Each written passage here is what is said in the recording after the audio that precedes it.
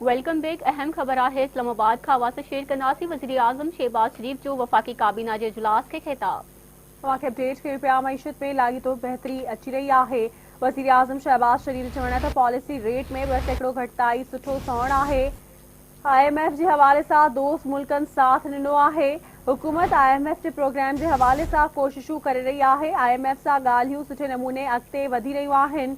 इस्लामाबाद में तव्हांखे अपडेट कयूं पिया। ब्याज की शरह में घटिताई सां सीड़पकारी में इज़ाफ़ो थींदो। असांखे कर्ज़नि मां जिंद आजी करणी पवंदी।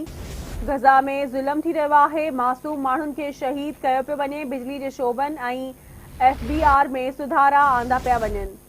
वज़ीर आज़म शहबाज शरीफ जो ये चवणु आहे। असां ख़बर शेयर कयूं पिया। वज़ीर आज़म शहबाज शरीफ जो वफ़ाक़ी काबीना के इजलास के खिताब। संदसि चवण त मईशत में लाॻीतो बहितरी अची रही आहे।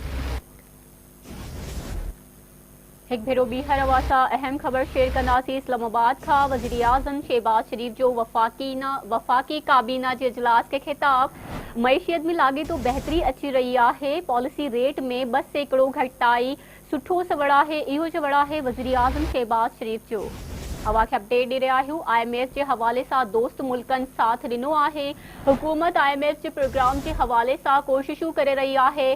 IMF सां ॻाल्हियूं सुठे नमूने अॻिते वधी रहियूं आहे।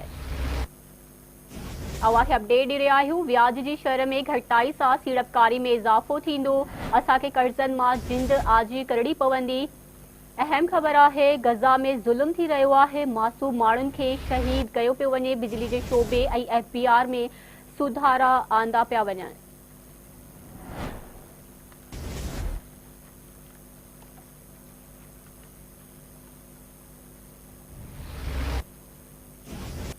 तव्हांखे अपडेट कयूं। वज़ीर आज़म पारां पॉलिसी रेट में 2% घटिताई की आजियां। पॉलिसी रेट में घटिताई मुल्की मैशियत लाइ सुठो सवड़ आहे।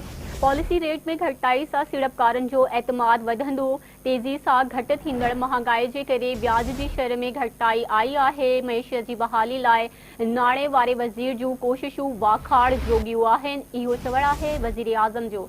अवां अहम खबर शेयर कंदासीं। वज़ीर आज़म पारां पॉलिसी रेट में 2% घटिताई जी आजिया। पॉलिसी रेट में घटिताई मुल्की मैशियत लाइ सुठो सवड़ आहे। अवां खे अपडेट कयूं पिया। वज़ीर आज़म पारां पॉलिसी रेट में 2% घटिताई की आजियां। पॉलिसी रेट में घटिताई मुल्की मैशियत लाइ सुठो सौण आहे। वज़ीर आज़म शहबाज शरीफ जो चवण त पॉलिसी रेट में घटिताई सां सीड़पकारनि जो एतमाद वधंदो। तेज़ी सां घटि थींदड़ महांगाई जे करे ब्याज की शरह में घटिताई आई आहे। मैशियत की बहाली लाइ नाणे वारे वज़ीर जूं कोशिशूं वाखाण जोगियूं आहिनि।